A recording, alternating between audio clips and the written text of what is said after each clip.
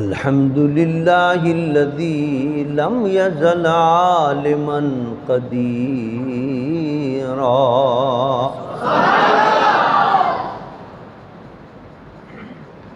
حیا قیوما سمیعا بصیرا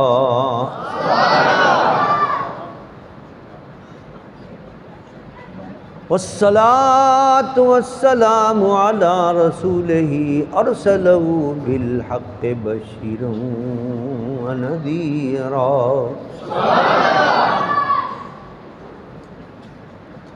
وعلى آله وأصحابه كثيرا كثيرا أما بعد فاعوذ باللہ من الشیطان الرجیم بسم اللہ الرحمن الرحیم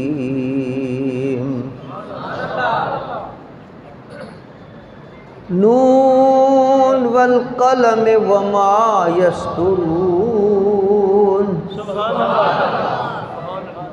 ما انت بنعمت ربک بمجنون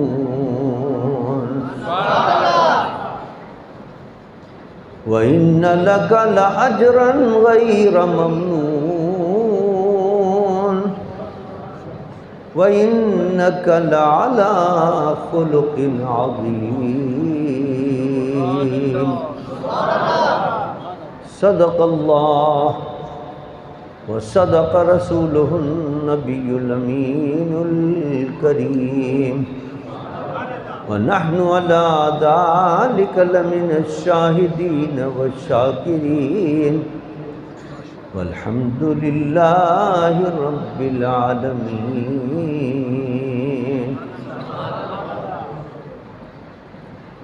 إن الله وملائكته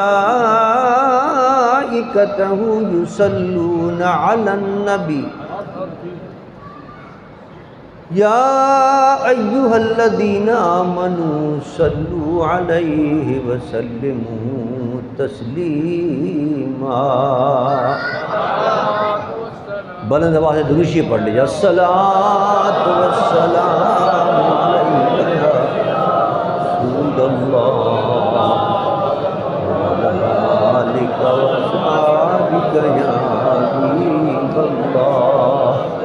الصلاۃ والسلام علیک یا رحمۃ للعالمین وعلی آلک واصحابک یا شفیع المذنبین۔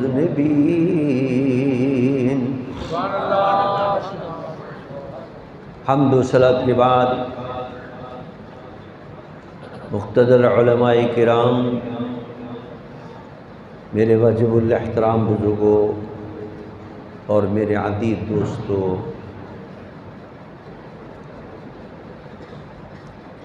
سالہائے گزشتہ کی طرح اس سال بھی آپ نے اپنے اس علاقے بدرپور میں میلاد مصطفیٰ صلی اللہ علیہ وسلم کی یہ ایمان افروز محفل سجائی ہے۔ میری دعا ہے کہ اللہ جل مجدہ الکریم آپ کی اس کوشش کو قبول فرمائے اور ہماری اور آپ کی سب کی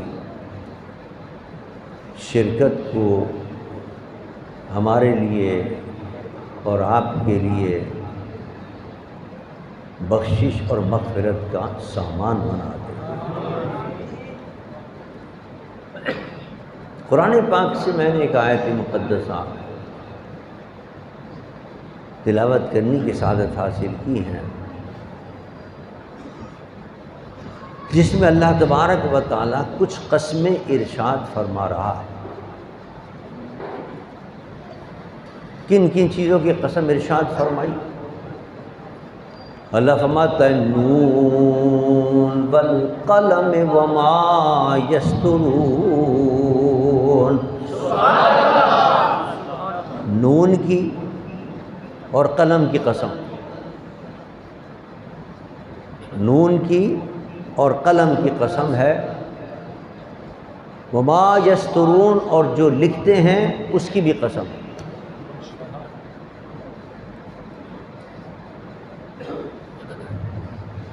ما انت بنعمت ربک بمجنون،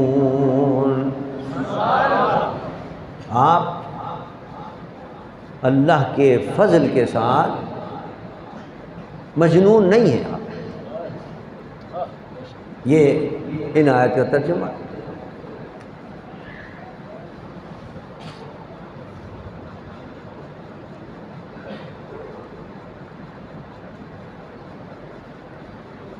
نون کی قسم اور قلم کی قسم، اس سے کیا مراد ہے؟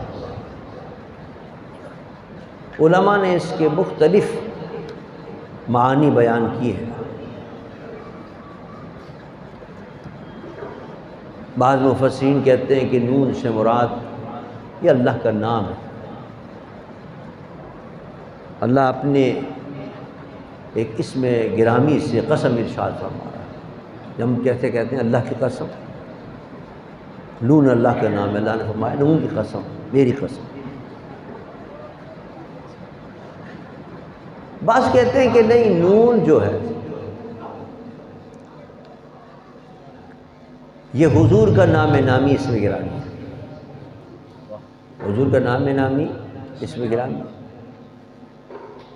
اور یہ مخفف ہے نور سے، حضور نور ہے نا، تو اس نون سے مراد ہے نور مصطفیٰ صلی اللہ علیہ وسلم۔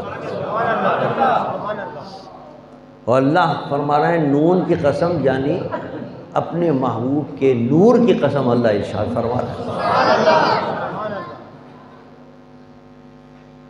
پھر فرمایا والقلم،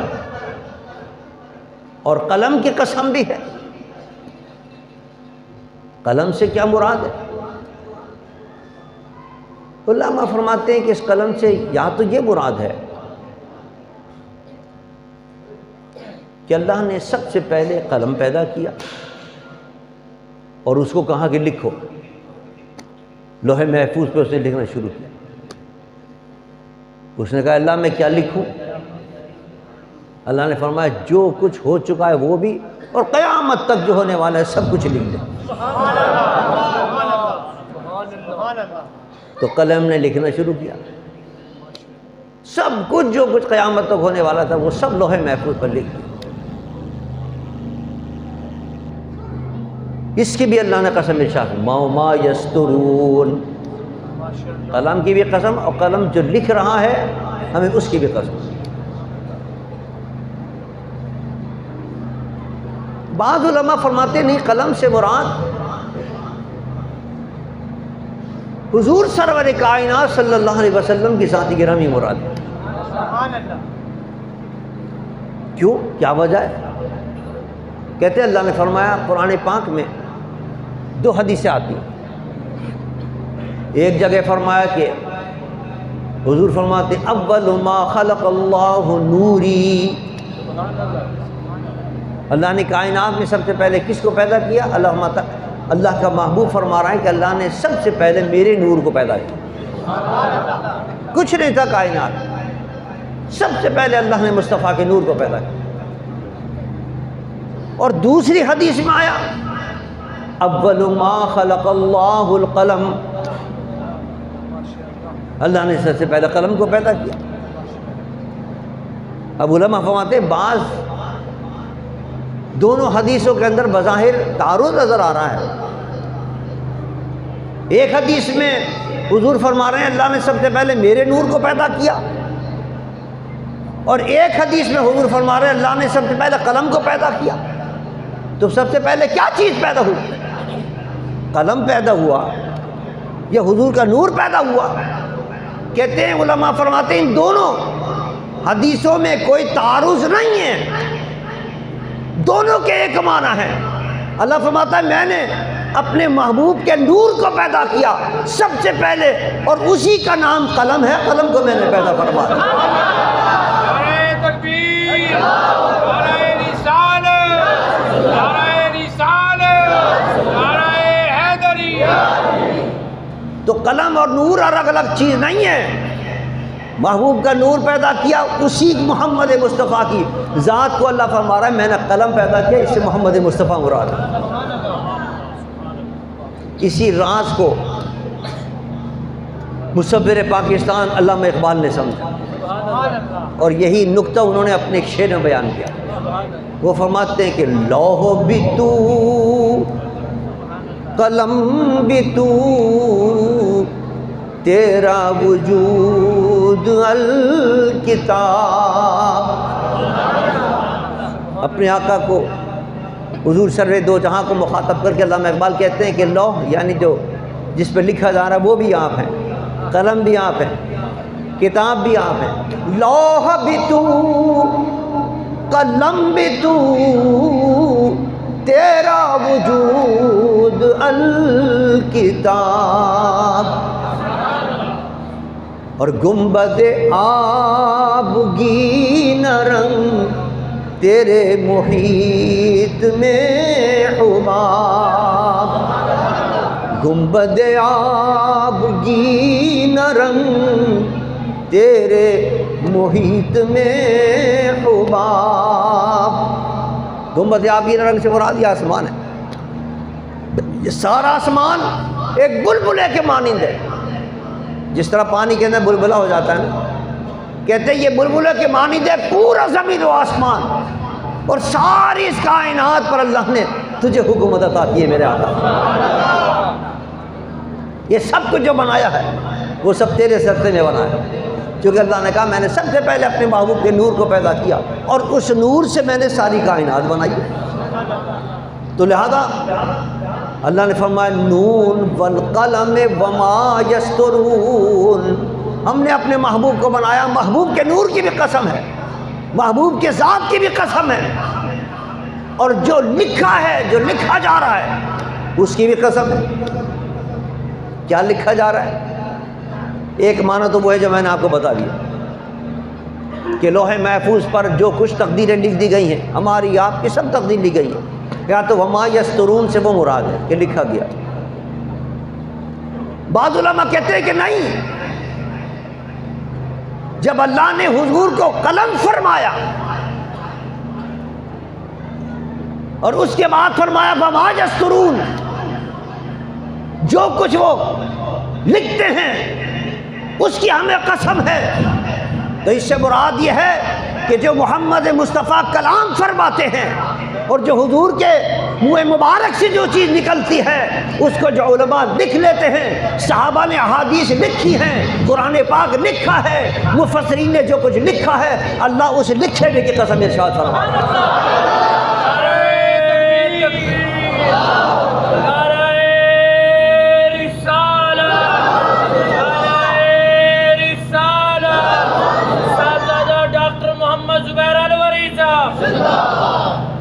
اچھا اب یہاں ایک بات سمجھتے جائیں، علماء نے ایک نقطہ بیان کیا، وہ کہتے ہیں حضور کو قلم کیوں فرمایا؟ نون والقلم، ہمیں نبی کی قسم ہے، اور حضور کو قلم سے تعبیر کیوں کیا گیا؟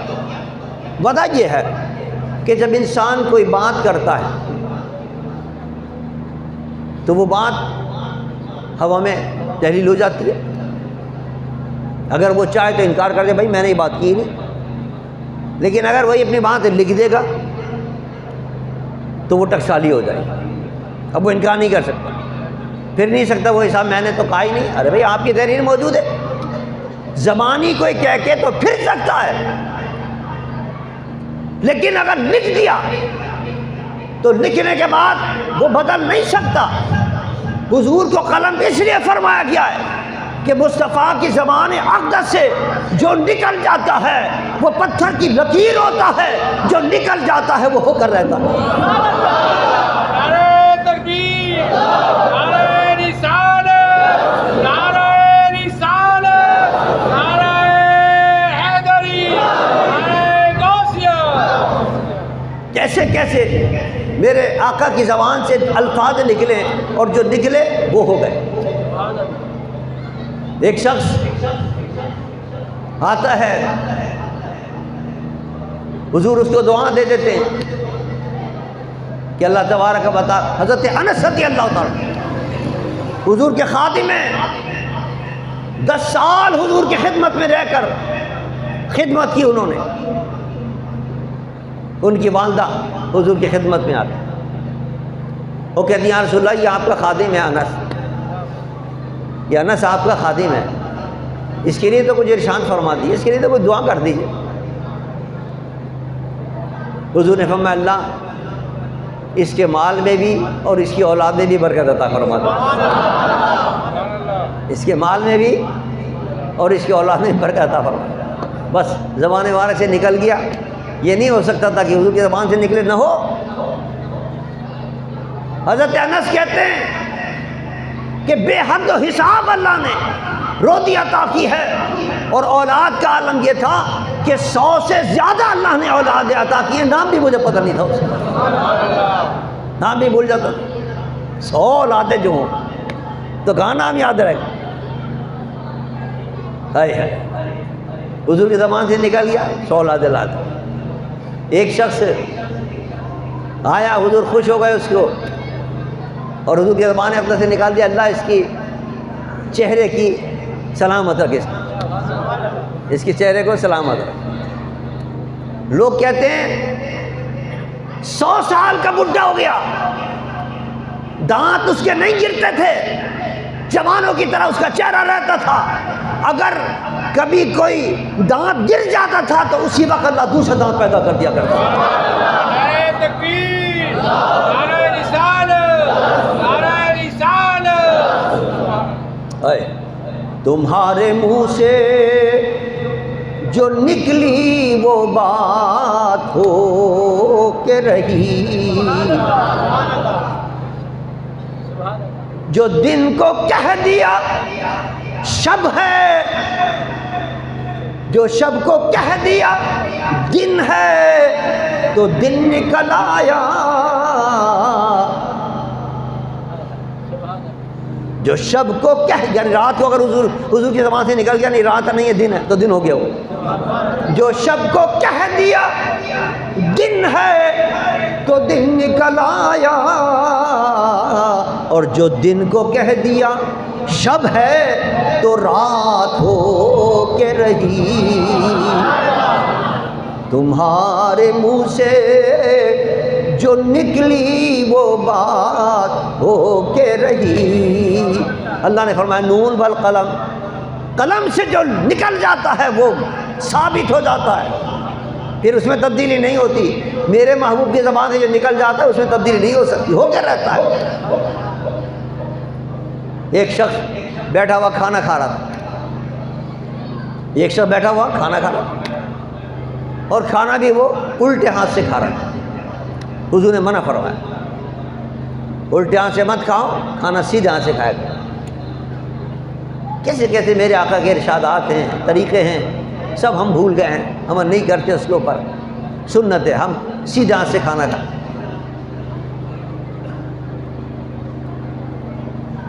اب اس زمانے کے اندر باقاعدہ تربیت دی جاتی ہے، نہیں صاحب الٹے ہاتھ سے کھائیے، وہ جو کانٹی چھرا ہوتا ہے نا اس میں کہتے ہیں نہیں الٹے ہاتھ سے کھاؤ، دائیں سے، اور میرے مصطفیٰ کی تعلیم کیا تھی کہ نہیں سیدھا ہاتھ سے کھاؤ۔ وہ شخص الٹے ہاتھ سے کھانا کھا رہا تھا، حضور نے منع فرمایا، حضور نے فرمایا بائیں سے مت کھاؤ، سیدھے ہاتھ سے کھاؤ۔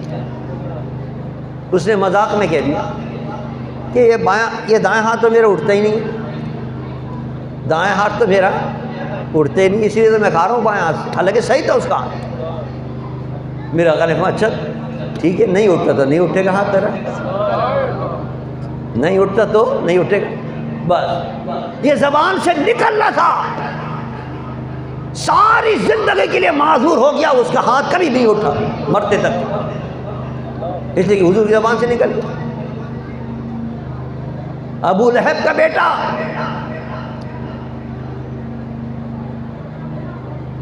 اسلام نہیں لایا، اپنے باپ کے طریقے پر. ایک جنگ کے اندر گیا، راستے میں سفر کے اندر تھا، سفر میں گیا، میرے آقا نے فرمایا اے اللہ اپنے کتوں میں سے ایک کتا اس پر مسلط فرما دے، اپنے درندوں میں سے ایک درندہ اس پر مسلط فرما دے. اللہم سلط علیہ کلبا من کلاب. اس کو خبر پہنچ گئی کہ حضور نے یہ کہہ دیا میرے لیے. یعنی آپ دیکھیے، کافر تھا، مشرک تھا، لیکن یہ پتہ تھا کہ نبی کی زبان سے نکل جاتا ہے وہ ہو کر رہا ہے، اب میری خیر نہیں ہے. لیکن بدبخت تھا، اسلام نہیں لایا. حالانکہ جب اتنا پتہ تھا کہ یہ سچا نبی ہے اور جو کہہ رہا ہے وہ ہو کر رہتا ہے تو ایمان تو لانا چاہیے تھا، لیکن ایمان نہیں لایا. لیکن جب اس تک یہ خبر پہنچی کہ حضور نے کہہ دیا ہے کہ اللہ اس پر اپنے درندوں میں سے ایک درندہ مسلط کر دے، تو ہر وقت ڈرتا رہتا تھا، کانپتا رہتا تھا. سفر میں جا رہا تھا تو راستے کے اندر پورا قافلہ ساتھ تھا. اب خوف اس کا اور بڑھ گیا کہ جنگل ہے اور جنگل میں کوئی درندہ مجھے چھوڑے گا نہیں. سب سے کہا بھائی تم اپنی اپنی چرپائیاں، اپنے اپنے بستر میرے طرف سارے لگا دو، کوئی درندہ آئے گا تو سب سے پہلے تمہیں کھائے گا. میں ہوشیار ہو جاؤں گا، اٹھ کے بھاگ جاؤں گا، اپنی جان بچا لوں گا، لیکن درندہ ضرور کھائے گا. آج کی رات ہے، مگر جنگل بھی ہے اور نبی نے جو کہا ہے وہ ہو کر رہتا ہے. سارے جتنے قافلے والے تھے سب کے ارد گرد بچھا دیے بستر. بہت پھر بھی ڈر رہا تھا. رات ہوئی،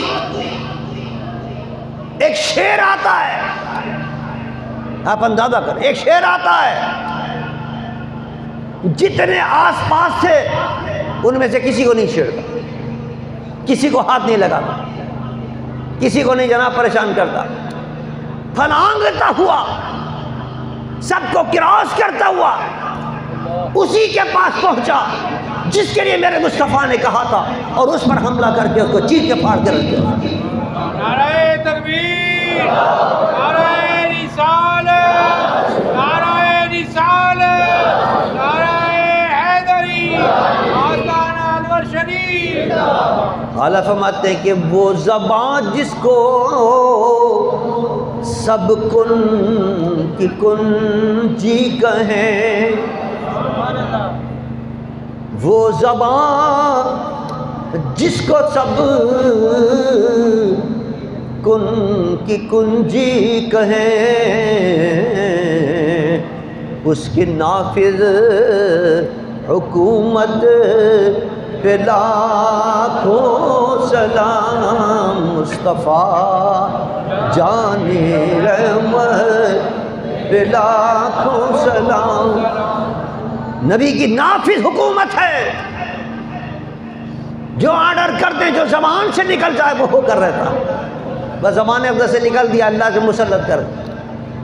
پھر کیسے ہو سکتا تھا مسلط؟ چیر کے پھاڑ کے رکھ دیا. اس لیے فرمایا کہ نون والقلم وما یسطرون. ہمیں قلم کی قسم ہے، ہمارا محبوب قلم ہے، قلم سے لکھ دیا جاتا ہے، پھر اس کو کوئی ختم نہیں کر سکتا. میرے محبوب کی زبان سے لکھا ہوا بھی جو ہوتا ہے وہ پتھر کی لکیر ہوتا ہے، اس کو کوئی بدل نہیں سکتا. آگے فرمائے وما یسطرون. قلم سے جو کوئی نکل گیا، حضور کی زبان اقدس سے نکل گیا، اس کی بھی قسم ہے. اور جو لکھا گیا، حضور کے زبان اقدس سے قرآن نکلا، حضور کے زبان اقدس سے جو باتیں نکلی اسے ہم حدیث کہتے ہیں، اسے ہم حدیث کہتے ہیں. اللہ فرماتا ہے وما یسطرون، جو کچھ لکھا جاتا ہے ہمیں اس کی بھی قسم ہے. یعنی کیا مطلب؟ صحابہ کرام نے، تابعین نے، تبع تابعین نے، محدثین نے، مفسرین نے، فقہا نے جو جو حضور کے ارشادات اپنی اپنی کتابوں میں لکھے ہیں وہ اللہ کو اتنے پسند ہیں کہ اللہ اس کی بھی قسم ارشاد فرماتا ہے. یہ بخاری شریف ہے، یہ مسلم شریف ہے، یہ ترمذی شریف ہے، ابو داؤد شریف ہے، نسائی شریف ہے. یہ وہ ساری کتابیں ہیں جو میرے مصطفیٰ کی زبان سے نکلی تھی اور تمام محدثین نے کتابوں میں لکھ دیا۔ الحمد یہ جو کچھ لکھا گیا یہ بھی ہمیں پیارا ہے۔ اب آپ اندازہ کریں کہ جو لکھا گئی ہے، جو حضور کی احادیث لکھی گئی ہیں، اللہ کو اتنی پیاری ہے کہ اللہ اس لکھے ہوئے کی بھی قسم ارشاد فرما رہا ہے، تو پھر اندازہ کریں لکھنے والوں کا کیا مقام اور مرتبہ ہوگا۔ جو محدثین لکھتے ہیں، جو فقہاء لکھتے ہیں، جو علماء لکھتے ہیں، جو مفسرین نے تفسیریں لکھی ہیں، کیسی کیسی تفسیریں، کیسے سے قرآن کے معنی بیان کیے ہیں، جو میں بھی آپ کو سنا رہا ہوں، جو معنی بیان کیے ہیں، تمام تفاسیر لکھی ہیں، علماء نے لکھی ہے، مفسرین نے لکھی ہے، محدثین نے لکھی ہے، فقہاء نے لکھی ہے۔ جب وما یسترون کیا کہ اللہ نے لکھی ہوئی چیزوں کی قسم ارشاد فرما کر یہ اشارہ کر دیا یہ بھی مجھے محبوب ہیں، تو لکھنے والے مجھے اس سے زیادہ محبوب ہیں۔ اور کتنے محبوب ہیں لکھنے والے؟ یہ علماء جو حضور کی حدیث بیان کرتے ہیں، حضور کی حدیث لکھتے ہیں، ان علماء کا کیا مقام ہے۔ میرے آقا سرور دو جہاں صلی اللہ علیہ وسلم فرماتے ہیں کہ علماء کا مرتبہ یہ ہے، علماء کی شان اللہ کی بارگاہ میں یہ ہے، ان کا مقام اللہ کی بارگاہ میں یہ ہے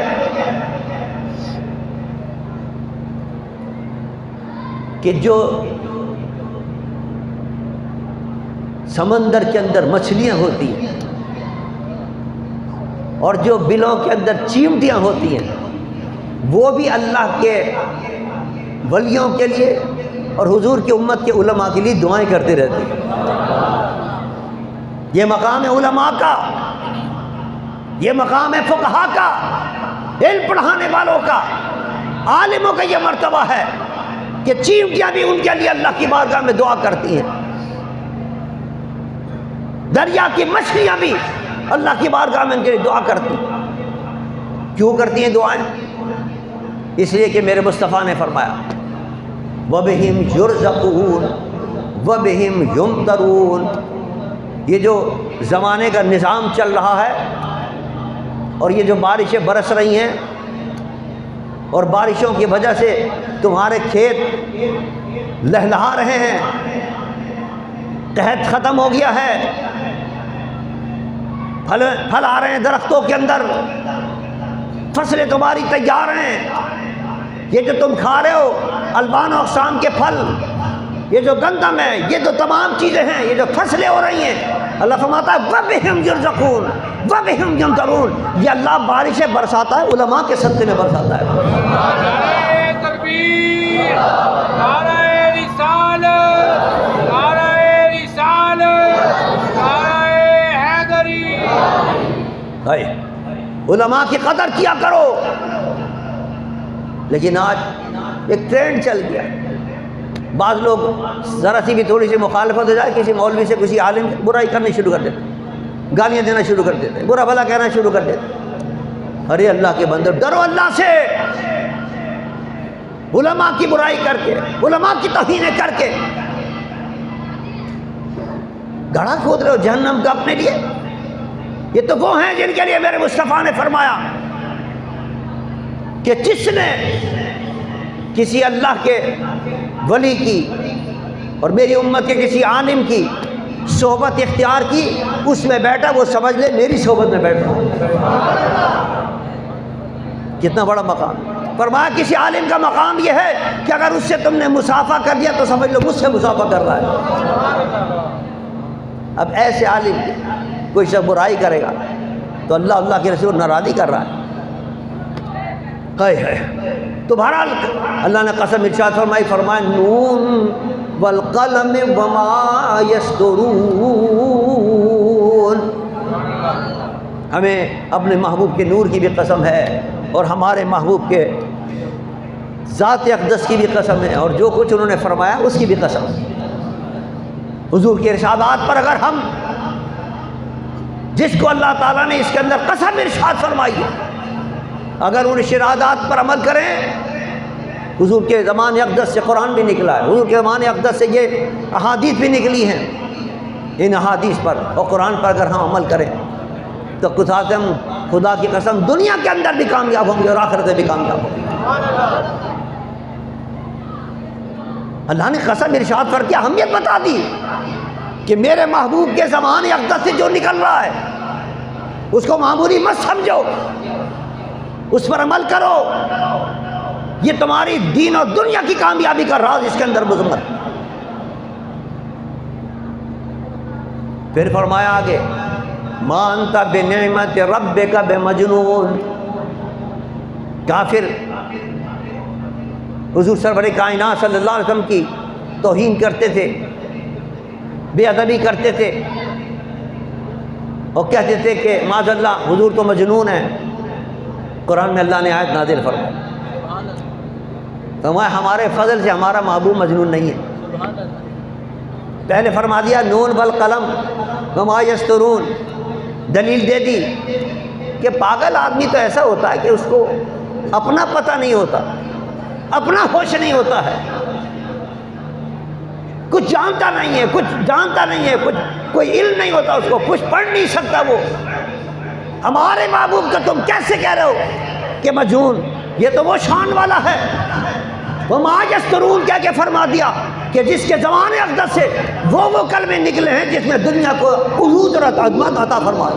نعرہ تکبیر، نعرہ رسالت، نعرہ رسالت، نعرہ حیدری، حضرت علامہ ڈاکٹر صاحبزادہ ابوالخیر محمد زبیر صاحب۔ مجنون آدمی تو عقل کی بات ہی نہیں کرتا ہے، اور ہمارے محبوب نے تو وہ باتیں کی ہیں، وہ باتیں کی ہیں کہ جن باتوں پر عمل کر کے لوگ کائنات کے امام بنتے چلے گئے۔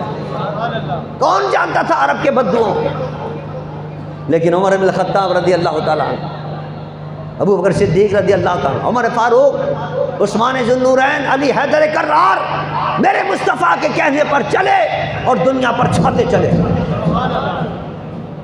کہاں سے کہاں جناب مکہ معظمہ، مدینہ منورہ، کہاں ہندوستان، اور کہاں جناب افریقہ، اور کہاں بوسینا، وہاں تک اسلام کے پرچم لہرانے لگے، اس لیے کہ اسلام پر عمل کیا، میرے مصطفیٰ کے کہنے پر عمل کیا۔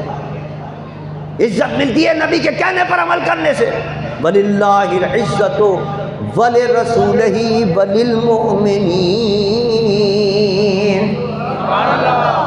عزت ان کے لیے، اللہ کے لیے، اللہ کے رسول کے لیے، اور ان کے لیے جو میرے مصطفیٰ کی اطاعت کرتے ہیں۔ اور اطاعت نہیں کرو گے نبی کی تو ذلیل ہو، رسوا ہو۔ میرے مصطفیٰ نے فرمایا، قرآن کی آیت سنائی، وَاعْتَصِمُوا بِحَبْلِ اللَّهِ جَمِيعًا وَلَا تَفَرَّقُوا۔ دیکھو اللہ کی رسی کو مضبوطی سے تھام کے ایک ہو جاؤ، متحد ہو جاؤ۔ مولا اگر ہم متحد نہیں ہوئے یا رسول اللہ تو کیا ہوگا؟ دوسری آیت میں فرمایا کہ پھر تمہاری ہوا اکھڑ جائے گی، دشمن تم پر غالب آ جائے گا، دشمن تمہیں مارے گا، تمہیں ذلیل کرے گا، تمہیں رسوا کرے گا۔ اگر تم دشمن کے سازشوں سے، ان کے حملوں سے بچنا چاہتے ہو تو سب متحد ہو کے آؤ، اللہ تمہیں عزت عطا فرما دے گا۔ یہ بات ہم سمجھاتے رہے کئی سال سے سعد رضوی صاحب کو، خدا را متحد ہو جاؤ۔ 3 مرتبہ گیا میں رحمت اللہ علیہ مسجد کے اندر، میں نے کہا اکیلے یہ جنگ نہیں جیتی جا سکتی، یہ قادیانیوں کے پیچھے پورا یورپ کھڑا ہوا ہے، اسرائیل کھڑا ہوا ہے، امریکہ کھڑا ہوا ہے۔ اس کا مقابلہ کس نے کیا تھا؟ اس کا مقابلہ میرے قائد علامہ شاہ احمد درانی کی۔ بھائی بیٹھ جائے، آپ کیا کر رہے ہیں؟ بیٹھ جائیے، اس وقت میں بات کر رہا ہوں۔ میں نے کہا اس کا مقابلہ قائد ملت اللہ اسلامیہ علامہ شاہ احمد درانی رحمۃ اللہ علیہ نے کیا تھا۔ اسمبلی کے اندر پہنچے، 5 آدمی تھے ہمارے۔ نورانی نے کہا نہیں، اکیلا مقابلہ نہیں ہو سکتا، اپنے ساتھ تمام مسالک کے لوگوں کو شامل کیا، سارے مسالک۔ پھر مسالک کو نہیں، جو سیکولر لوگ تھے، جو کہتے ہیں نہیں ہماری جماعت تو کوئی دین وین پر ایمان نہیں رکھتی، یقین نہیں، ہم تو سیکولر لوگ ہیں، آپ نے ان کو بھی اپنے ساتھ لے لیا۔ فرمایا یہ قادیانیوں کو غیر مسلم اقلیت قرار دلنا ہے، آپ بھی ہمارے ساتھ آ جائیے۔ قرارداد لے کے پہنچے کس کے پاس؟ ولی خان کے پاس، سرخ پوش جس کی جماعت ہے، وہ کہتے ہیں نہیں ہمارا کوئی دین وین سے تعلق نہیں۔ ان کے پاس گئے، قائد ملت اسلامیہ یہ ذرا قرارداد ہے، اس پہ دستخط کر دی۔ ولی خان پہ دستخط کرنے لگا۔ نورانی صاحب نے فرمایا دیکھ تو پڑھ تو لیجئے آپ کہ اس میں لکھا کیا ہے۔ کل کو کوئی کہے گا، کل کو آپ کہتے ہیں صاحب میں نے پڑھا ہی نہیں تھا، تو پڑھ لیں، آپ پڑھ کے دستخط کریں۔ سنیے کیا الفاظ تھے ولی خان کے۔ ولی خان نے کہا نورانی ہمیں تجھ پر اندھا اعتماد ہے، تو جس پر کہے گا آنکھ بند کر کے ہم سائن کر دیں گے اس کو۔ نعرہ تکبیر، نعرہ رسالت، نعرہ رسالت، نعرہ حیدری، جمعیت علماء پاکستان، ایک ہمارا، ایک ہمارا۔ سارے مسالک کے لوگوں سے دستخط کرائے، دیوبندی بھی، وہابی بھی، شیعہ بھی، اہل حدیث بھی۔ فرمایا مسلک کا اختلاف اپنی جگہ پر ہے، لیکن ختم نبوت کے مسئلے پر سب آ جاؤ، مل کے مقابلہ کرنا قادیانی کو۔ سب کو جمع کیا، حتیٰ کہ ولی خان کو بھی جمع کیا، حتیٰ کہ بھٹو نے بلایا۔ ذوالفقار علی بھٹو وزیر اعظم تھے، کہا نورانی یہ کیا مسئلہ لے کے آ گئے ہو تم اسمبلی کے اندر؟ فلاں کافر ہے، فلاں مسلمان۔ ارے بھائی یہ تمہارے مدرسے کے مسئلے ہیں، یہ مدرسے میں جا کے طے کرو کون کافر ہے اور کون مسلمان۔ یہ تم یہ اسمبلی کے اندر کیا لیا ہے مسئلہ؟ میرے نورانی نے کیسے پیارے انداز سے سمجھایا۔ بھٹو صاحب سے کہا بھٹو صاحب اگر آج کوئی کھڑا ہو کر یہ کہے کہ میں وزیر اعظم ہوں پاکستان کا، آپ کیا کریں گے؟ وہاں ٹھاک دو اس کو، سولی پہ ٹھانکو، سزا دو اس کو، پھانسی پہ لٹکاؤ اس کو۔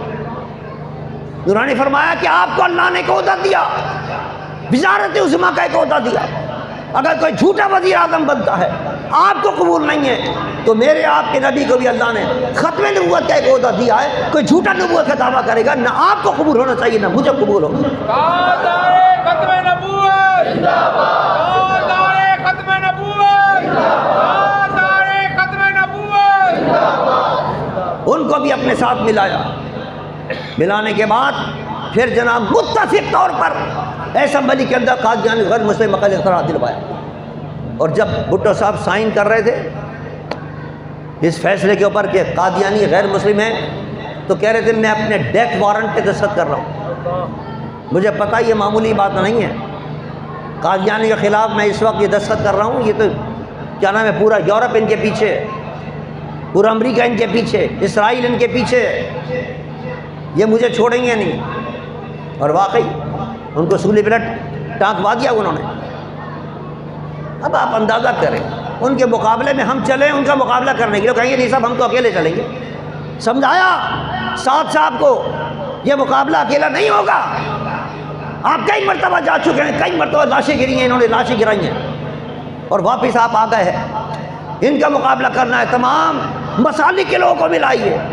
انہوں نے کہا نہیں میں مسلک کے لوگوں کے ساتھ نہیں مل سکتا۔ میں نے کہا چلو سنیوں کو تو ملاؤ اپنے ساتھ، بڑی بڑی گدیاں آنے کے ساتھ تیار ہیں آپ کے ساتھ، بڑے بڑے مسند نشین آپ کے ساتھ آنے کے لیے تیار ہیں، بڑے بڑے پیر آپ کے ساتھ آنے کے لیے تیار ہیں، تمام اہل سنت کی تنظیمیں آپ کے ساتھ آنے کے لیے تیار ہیں۔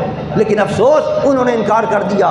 آج اگر وہ انکار نہ کرتے، خدا کی قسم کسی مائک کے لال کی ہمت نہیں تھی کہ آپ اٹھا کر دیکھتا ان کے طرف۔ ایسے ہی نہیں ہو گیا کہ جو انہوں نے اتنی لاشیں گرا دی ہیں، ظالم ہیں وہ لوگ کہ جنہوں نے لاشیں گرائی ہیں، ان کا عبرتناک انجام ہوگا۔ جو اسرائیل کی حمایت کے اندر جنہوں نے یہ لاشیں گرائی ہیں، لیکن ہمیں بھی سوچنا ہوگا کہ ہم نے بھی غلطی کی تھی، اور غلطی یہی تھی کہ اہل سنت کو متحد نہیں کیا۔ اگر ہم متحد ہو کے جاتے تو کوئی ہمارے بال بھی کا نہیں کر سکتا، پوری قوم ان کے پشت پر ہوتی، پوری قوم ساتھ ہوتی اور کسی کی ہمت نہیں ہوتی۔ بہر اللہ تعالی ہمارے حکمرانوں کو بھی عقل سلیم عطا فرمائے کہ وہ اسرائیل کی محبت میں اس حد تک آگے نہ بڑھ جائیں کہ اپنے مسلمانوں کا خون بہانا شروع کر دیں۔ یاد رکھیے خون جو ہے وہ بھی شہیدوں کا خون جو ہے وہ رنگ لاتا ہے۔ یہ نہ سمجھیں حکمراں کہ ظلم کرنے کے بعد ان کو کچھ نہیں ہوگا، اللہ کا عذاب پکڑے گا ان کو آپ۔ لیکن جن لوگوں نے کیا نام ہے اتحاد اہل سنت کا ہماری بات نہیں مانی، وہ بھی سوچیں کہ یہ زیادتی کی ہے، ہمارے ساتھ بھی زیادتی ہوئی ہے، اہل سنت کے ساتھ بھی زیادتی ہے، اس مسلک کے ساتھ بھی انہوں نے زیادتی۔ اللہ ہمارے دونوں گروہوں کو عقل سلیم عطا فرمائے، لبیک والوں کو بھی عقل سلیم عطا فرمائے اور حکمرانوں کو بھی عقل سلیم عطا فرمائے۔ وما علینا الا البلاغ، کھڑے ہو جائیے۔